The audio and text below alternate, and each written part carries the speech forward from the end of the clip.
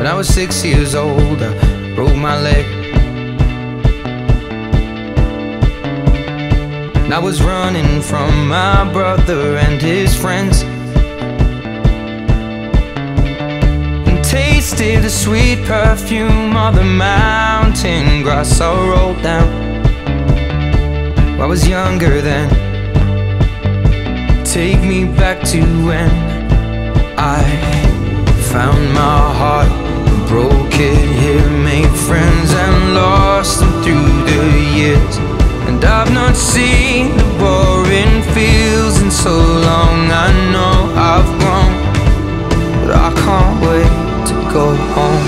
I'm on my way, driving at 90 down those country lanes, singing to Tiny Dancer, and I miss the way you make me feel. It's real. We watch the sunset over the castle on the hill.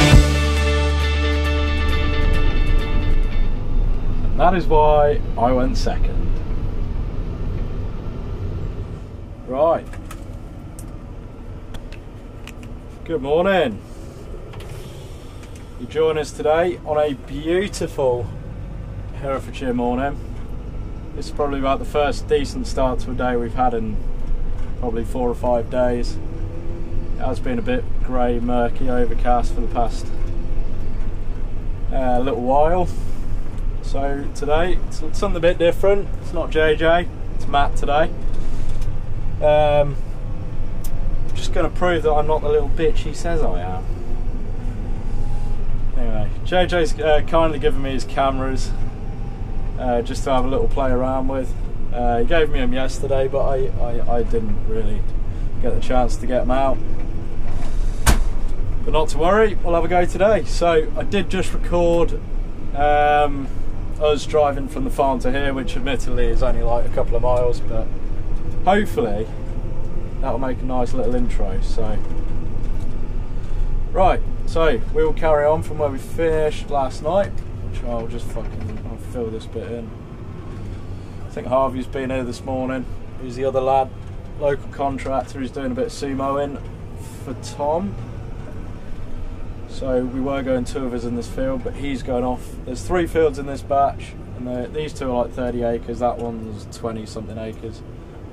Beige, which JJ he drilled yesterday, and he's going in to do the headlands now. So what they do on this farm is they drill the middle, they'll cultivate and drill the middle of the field, and then once he's done that, we'll go to another field, and then us on the cultivators will come back, cultivate the headlands, and then I'll go back and do the headlands.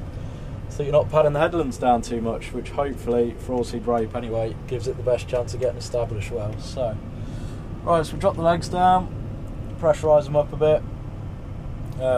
We can usually run at about 20 psi, 20 bar,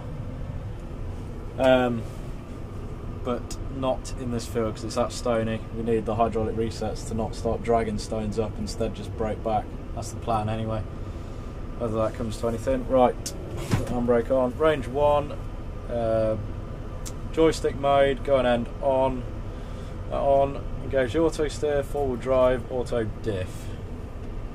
Not a lot else, and hopefully, I've done a bit today actually.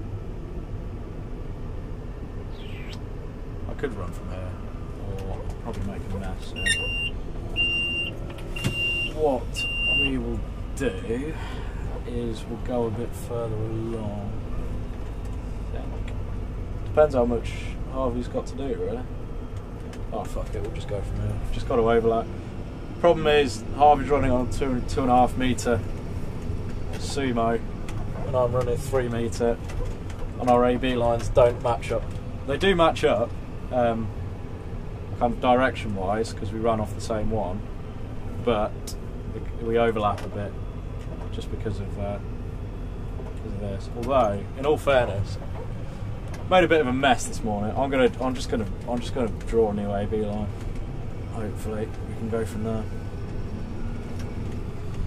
So there's a little bit to get set up. So I'm running, because we're only running on EGNOS, which isn't a very accurate GPS system. It's a 3-meter machine running at 2.65 to hopefully, when it offsets itself, it sorts itself out.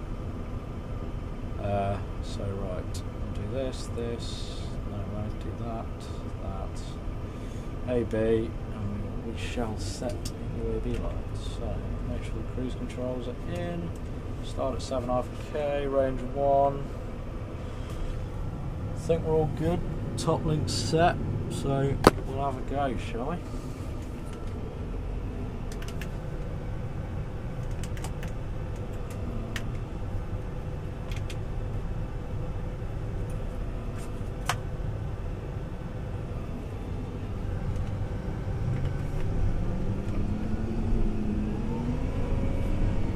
So the TMS kicks in, gives it enough revs to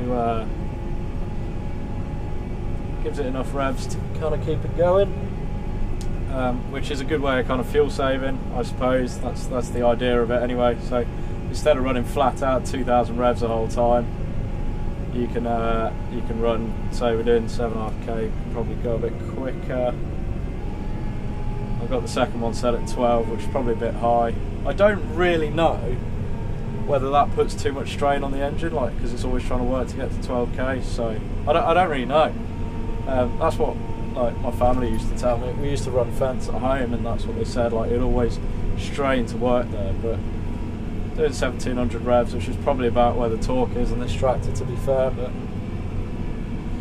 we'll see. So to get kind of the most accurate AB line to hopefully match up with what's already been done, we'll go the whole length of the field. Hopefully it should be somewhere near. It's pretty good with this Sumo. We got 1.5 ton on the front, and it's quite a good weight block, because to match up when you're driving by eye, if you aim that corner of the weight block where you have gone before, it's perfect. So probably not the straightest cultivating you've ever seen, but sometimes this EGNOS does drop out, so you've got to be able to drive by eye. In that field yesterday, that one there, that steep one, I lost it for about half an hour, just lost the whole signal, and then so I had to drive by eye for about half an hour, and then it kicked back in. So this EGNOS system, it's alright. Sometimes you'd argue that it's not even good enough for cultivating. It says it's about 25 centimetre accuracy, which is probably good enough for grassland fertilising and probably Sumoing, cultivating, but sometimes it makes a hell of a mess of everything. So just pick up at the end, swing around, just make sure that's set it, and hopefully when we go back down here it will line up, but there's a good chance we'll have to run back down again, because we'll miss a bit, and the boss is quite hot on, even if you miss like a foot or even half a foot, he wants us to run back down and get it, because the Verdistud won't do a lot to that. So because when I first started this the other day, I hadn't really got the GPS set right, so knock the auto steer in, drop it down, and see where should be about right, to be honest. And basically every kind of 6 or 7 bounce, I think what happens is this runs off a satellite system. I think they're American satellites, and your accuracy is very dependent on how many satellites you can pick up, the time of day, and what field you're in. And this is a pretty black spot for GPS signal, just because we're in a valley here, obviously like an old glacial valley or something like that. There's trees, really tall trees everywhere. Yesterday we had very low cloud cover, which was particularly annoying, and not really helping my cause. I think we are matching up a little bit. I'm going to override the GPS here, because it is splaying off to one side, just to fill this in for the sake of not having to come back down. It is frustrating, sometimes it takes you too far over one side, even when you're running down like the last bit here. It's just the drawbacks of EGNOS, so you've just got to be prepared. If you're using this system, you might have to take over for a bit just to kind of get it right. So like now, it's worth doing it by eye. It just saves going back up for the sake of missing a foot. So that's about spot on, like 3 meters anyway. So yeah, we're working about 10 inches deep, and we're using these narrow coulters, which are just for low soil disturbance. You can pull them a bit easier, and for this field in particular, it's quite stony. You don't want to be bringing those stones back up to the surface if you can help it, so that's the idea behind it. So it gets a bit tricky when we get to trees and stuff like this, but we'll deal with that. So see where she goes. Just got to overlap. It always makes it a bit difficult when you're running off someone else's, but it does work in the long run. Like the amount that us two can do in a day is pretty good. So it took us like literally like a few hours to do 38. Where the hell are you going now? Just decided to switch AB lines, but I think this is a better one anyway. Hopefully it lines up anyway. I'll be pretty annoyed if it doesn't.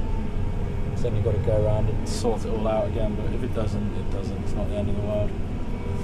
So yeah, it's a fair bit to set up. That sun is horrid. Anyway, yeah, so Sumo is a pretty simple machine. Got 6 legs on the front that you can are working not as deep as they can. I'm not really. This is one of the first times I use the machine, so I'm not really sure how deep it can go. Probably say no. And then 2 sets of discs at the back to kind of chop the trash up. Oh, this isn't going to line up.